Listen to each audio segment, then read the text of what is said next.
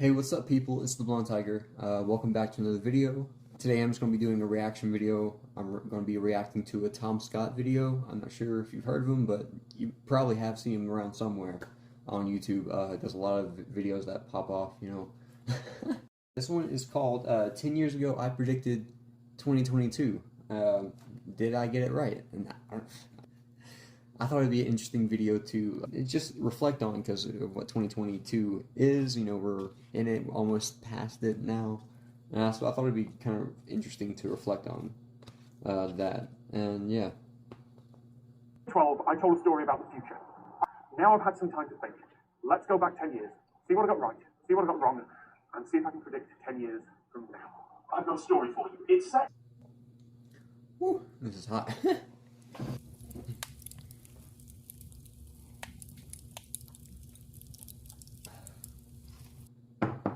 Just eating some flaming ramen shrimp, scorching sesame shrimp. Woo. I like spicy food, so it's fine, but yeah. In a future. Not necessarily the future, I'm not saying this is what will happen. I think that's the first time I ever used that phrase. It's a get out of jail free card. Way to hedge my bets and say, I'm probably going to be... Yeah, everyone knows that. So yeah, I'm not saying this will happen, I'm saying it could happen. You don't have to explain this, a get out of jail free card, but okay.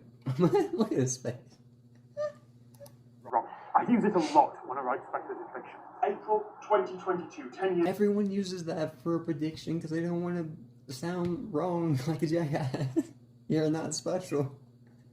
I'm sorry. First person we're going to meet there is Jason Stewart. These freaking spicy noodles have gotten me all fired up, you know? He's the MP for the court. Why is he giving a presentation about this? Like, did he do this at like a TED Talk or at a business event or business meeting? He just was like, oh, hey, in 2022, 10 years from now, this is going to happen. Like, what? I thought it was like a YouTube video. Maybe it is still, but I don't know. Was that the style of YouTube videos in 2012? Just standing in front of a whiteboard like a business meeting? I think it's crazy how people use YouTube like for businesses, like, and for school. I don't know, maybe just save it on a hard drive and not have to upload it to YouTube. Take up their bandwidth for one. Costing them money. And two, I don't know, I feel like it's unnecessary at that point. But yeah, fucking it's a small thing. But I don't know. I've got a YouTube pair there. This is a 2022 iPhone. Looks about the same. Laws of physics dictate you still need a battery brick. To be honest, he's not the only one who got the 2022 iPhone look right. I mean, I guess some people predicted it'd be a lot sooner. They thought it'd be like, oh, they're gonna do this faster, but you know, with the iPhone 11 and whatnot, the borderless display design, even got some fucking notch up there looking. I don't know how he got the notch for Face ID. That's a wild thing. Laws of physics dictate you still need a battery brick. That's a hit. It's a very easy hit. The borders of phone screens are going to get smaller. It's not exactly difficult. Exactly. Yeah. By sheer luck, I used a black background. Yeah, with a black background with the Earth, and they use something similar for their iPhones and stuff to hide their notch, but also the squareness. Like in 2012, they had squared iPhones, so that's like actually like not far off basically. But if you were to guess that maybe 2014, 2016. When they had the rounder ones, you've been. I mean, a lot of people still did be like, "Oh no, they're gonna make a comeback," which I was one of those people. Kind of didn't really believe it, but I was like hoping. But anyway, I was an original iPhone fanboy, so I like the square design. So when they came out with that, I was pretty hyped. But On the phone, so you can't change since the mobile network speed. 5G now blankets the country. 100 megabit internet access and the data count. yeah. Again, a fairly easy hit. 4G was just being rolled out for 2012, so taking a guess at 5G in 10 years wasn't that hard. Yeah. As you watch this, you've got to remember that in 2012, we were almost exactly halfway through the transition to smartphone. Only about 50% of people had moved from calls and texts only to what we call a modern phone today. Suddenly, half the population was carrying a camera all the time. Half the population. And so many people back then thought like borderless phones were completely impossible. Cameras under the screen were impossible.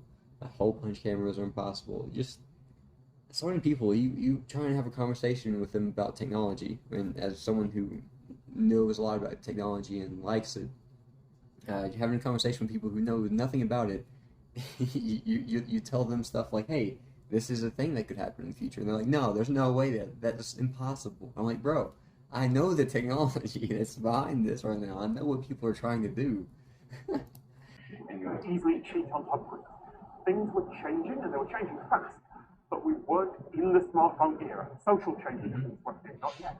20 was going round among technical people at the time, life logging, a quantified self, the plausible idea that we were going to store all our memories online soon. It was mainstream enough that Black Mirror's entire history of you were there just a few months earlier, and now everyone was getting a computer. Black Mirror was made in 2012? What?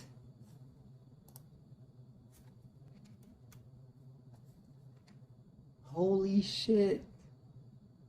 I had no idea Black Mirror was made in 2011. What?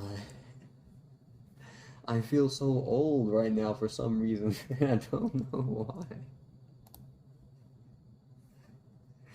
Oh, wow. God, I thought that came out like 2015. Holy shit. Out to get the fundamental idea of the talk, and it's based on one of the big ideas that was going round among technical people at the time, life logging, the quantified. I've never heard of life logging, but I mean, I've thought of the idea of that for a long time. Like keeping memories and stuff like that. I mean, it's definitely here. Everyone does it all the time. Everyone's living their lives on social media and stuff like that. Parasocial and whatnot. But yeah. I had no idea it was a word called life logging. Vlog? I don't know. I have the stupidest commentary. We were going to store all our memories online soon. It was mainstream enough that Black Mirror's entire history of you were there just a few months earlier, and now everyone was getting a computer with internet access in their pocket. 2012 was before Google Glass, before the first narrative clip, all of which came and went very quickly. It turns out that so far, people just don't seem to like the idea of remembering everything and storing that data forever with corporations. This talk felt like a warning, but I didn't know, no one knew if it was a warning that was going to be needed. But last year, Apple reused a trademark and introduced iLife. It's quite similar to your history on Microsoft Nokia phones or Droid Blocker on Android. They're all descendants of the accountability system that have been used for police officers and care workers for years now. So many misses in there, and all sorts of people all over the public and private sectors would wear them every day as part of their work. It just hasn't come true. Completely wrong. With iLife, the phone is always recording audio and sending it and your location to a cloud server. The descendants of Siri then generate a transcript of it. If you're talking to someone else with iLife, it'll give you a text chat log. It's not perfect, but it's close enough. Big miss. Yeah, that's actually very true. What? Big miss? Wait, what? The location to a cloud server. The descendants of Siri, someone else with iLife, it'll give you a text chat log. It's not perfect, but it's close enough. What are you talking about? Okay, I don't know what the fuck you're talking about text chat log, but yeah, they do record your audio and your conversations and store it in logs and servers, so that is true. It's just the stupid fucking last bit. I'm sure any of those companies could have developed that product. It's entirely possible these days. It's just that we went a different way. And if you have the new Apple, so I don't know the whole idea of whatever product iLife was supposed to be. You have a conversation with someone and it records it and then it has it in text form. What the fuck? You just text them. I'm doing the opposite of what usually people say. Just call them. No, I'm saying just text them. Cameras embedded in it, which are always recording video. Why the fuck would there be cameras in an earbud? You'd just be recording your fucking hair the whole time, or your fucking inside of your ear. That's a stupid idea, my guy. I mean, I get surveillance, and I get wanting to capture people's data, but that's a dumb idea. Like, that would have no use, unless they wanted to know what the fuck my earwax looks like. When they're connected, that's uploaded, analysed, and stabilised by the same systems. The cable incidentally still gets tangled in. See, I'm not trying to be mean to this guy right now, right? But his accent helps him a lot, and the way he talks helps him a lot. Help people think he's actually pretty smart. For someone like me who kind of has a slur and stutters a lot, people are going to think I'm dumb even if I say the smartest shit in the world. This guy, he got the British accent, he talks pretty decently, so he can say some dumb shit, but as long as he says it well, people think he's smart. That's another big miss. Although, well, I still think wireless headphones are a terrible idea. I can't understand why anyone uses them. They're expensive, they need recharging. I mean, ease of use, and you won't need to replace it for at least a year or two, maybe 3 years. If you keep, if you keep good enough care of it, you could probably even keep them for longer. But yeah, they need recharging. Sure, I didn't like that either. I still like a headphone jack, but then also it's an amazing product because I can walk around my house now and not worry about my fucking cord getting getting ripped out, or fucking my earbuds getting ripped out because of the fucking cord getting snagged on a cabinet or something while I'm walking around my house and get interrupted from my music. No, besides that, I like the headphone jack. I'm not arguing against the headphone jack. Uh, but Bluetooth headphones definitely have a purpose. But anyway, this is the guy just being a boomer now. I mean, you can see his fucking gray hair. He's close, guys. He's almost 80. He's close to die. He's close to the age we can kill him. I still use wired headsets. Now, in hindsight, wired cameras... While we're on the subject, isn't it crazy? All right, look, 10 years. This guy, this has been 10 years, man. This guy had a full head of hair, long flowing, looks kind of brunette blonde-ish. I can't really tell. And then we go to here, and my goodness, all of it's gray now. I don't know how much this guy has stressed over YouTube. It matches his fucking sweatshirt. But anyway, yeah, in hindsight, camera buds would be fucking stupid. I think this guy just wanted to make as many predictions about the future as he could, like, hopefully as many of these land as possible, so I can make a YouTube video about this 10 years later. Camera buds would probably have drained too much battery too quickly, but I still think there's a... He thinks they're not invented because the battery would drain too quickly. Well, that's true, because they have small batteries, but there is so much more. There's no purpose for there to be a camera and an earbud, ever. Not for surveillance purposes, because they already have microphones in the earbud.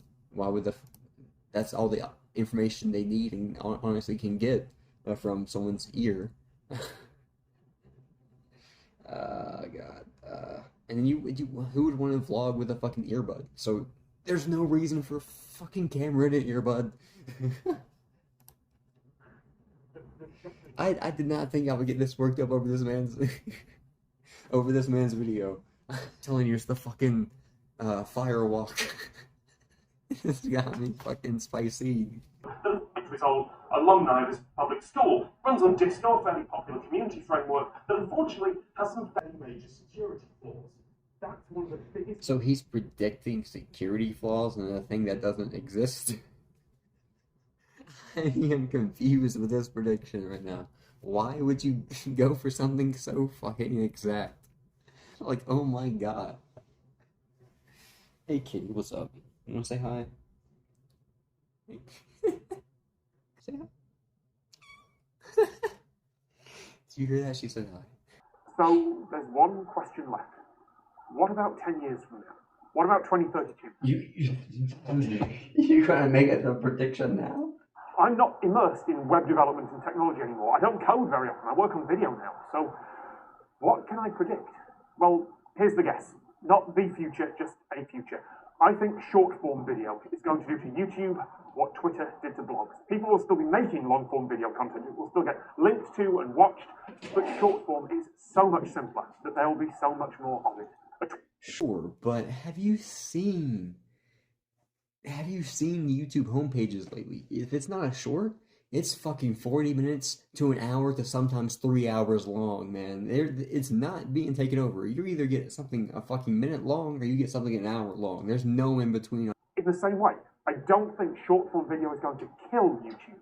After all, YouTube didn't kill television and television didn't kill radio, but there's a transition happening, just as there was 10 years ago. If you want a prediction for 2032, it's that the boom time for this platform, for YouTube, will be over. There's one problem with that, though. YouTube is centralized. Blogs couldn't disappear because everyone hosted their own in loads of different places, often for a monthly fee. But YouTube, well, we'll have to see if in 10 years' time, Google decide to shut down this old product as well. Well, honestly, they probably might. I don't think they would too much because it is essential to a lot of things that run on the internet now. It's just built into how it works and how Google operates. 6 hours. Oh my god. 1 hour. Everything's like, there's a whole lot of long form content now, right? And I don't think that's going away because people love like the documentary feel and whatnot. They love to get invested into things, you know? And as long as people are working from home more and more and doing this stuff more, I don't think that long form video is going to go away anytime soon. I would like for it to, honestly. I would like for us to go back to 10 minutes or shorter video, but I don't think it will. But yeah. Anyway, if you like the video, you know, give it a like, subscribe, hit the notification bell, whatnot. Y'all know what to do. Peace.